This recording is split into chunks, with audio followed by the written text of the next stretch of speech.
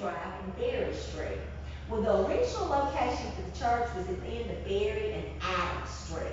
But in 1959, the congregation had grown so that they decided they would build a good church. You know, that's a good problem to have. So they moved this church across the street. Yes, there is a monument down in front of the other church talking about this was the original church and about Elvis and the family attending church here.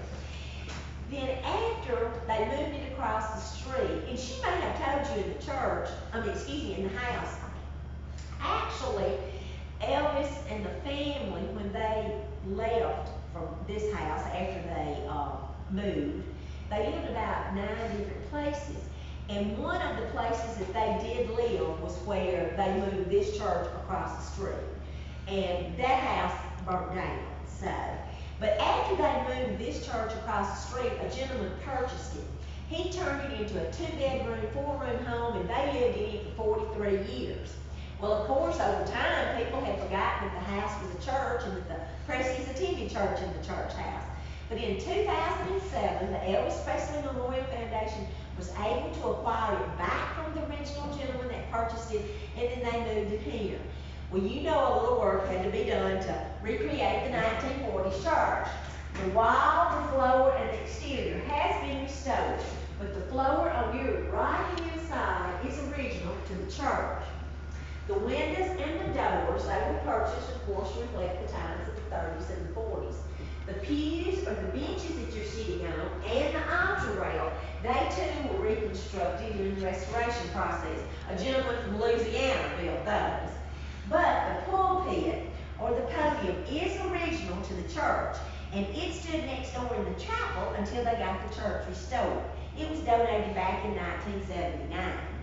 Many people believe that Elvis was the greatest gospel singer of all times. He actually recorded more gospel and inspirational songs than any other pop performer before or since. You probably know the only 3 Grammys he was awarded was for gospel music. People closest to him thought that he was more at peace singing gospel music than any other music. We'll see a presentation. It will last about 15 minutes.